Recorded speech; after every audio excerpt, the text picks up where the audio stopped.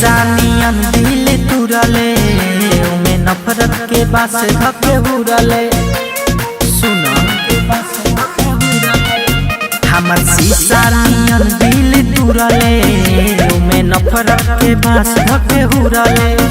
जाके दोसरा के साथ हमसे कइले बड़े घाट अब वो करे संगे ते उड़र जो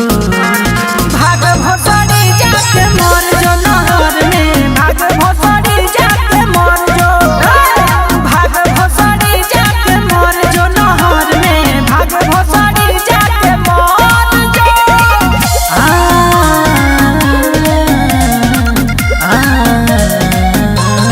मर जो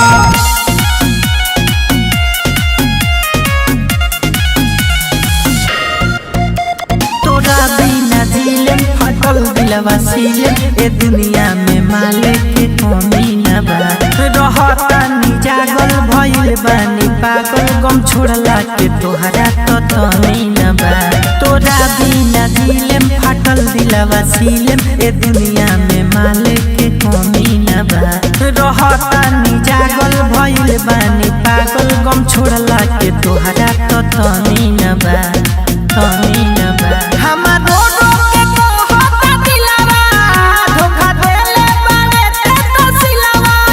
रोज पीही सिगरेट हम हो के पगलेट सुनबे बफारे दिल से निकल जो भाग भोसड़ी जाके मर जो नहर में भाग भोसड़ी जाके मर जो भाग भोसड़ी जाके मर जो नहर में भाग भोसड़ी जाके मर जो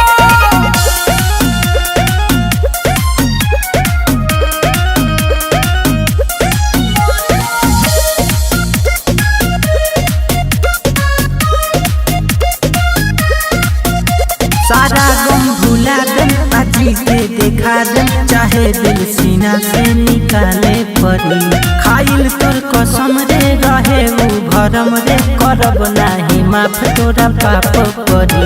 सारा गम भुला दम आजी के देखा दम चाहे दिल सीना से निकाले परी खाइल तोर कसम रे रहे उ भरम रे करब नाही माफ तोरा पाप परी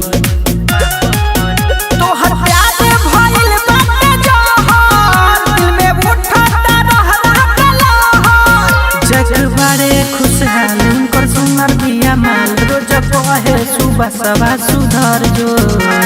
भाग भोसड़ी जाके मर जो नहर में भाग भोसड़ी